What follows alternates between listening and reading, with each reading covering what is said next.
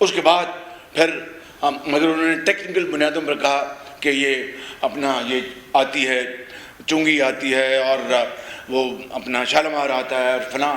تو اس میں پھر ہم اپیل میں گئے. اپیل میں 8 مہینے وہ اپیل سن کر فیصلہ نہ آیا، اور ثاقب نثار صاحب نے پھر اس کی وجہ سے ان کو روکا تاکہ یہ منصوبہ لگے نہ. بھائی مجھے بھاڑ میں جائے کریڈٹ نواز شریف کو جاتا ہے، مجھے جاتا ہے. عوام کا معاملہ تھا، ان کو پبلک ٹرانسپورٹ مل رہی تھی.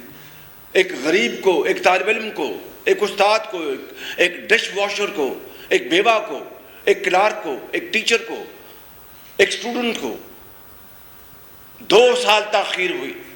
کیا نکلا اس میں؟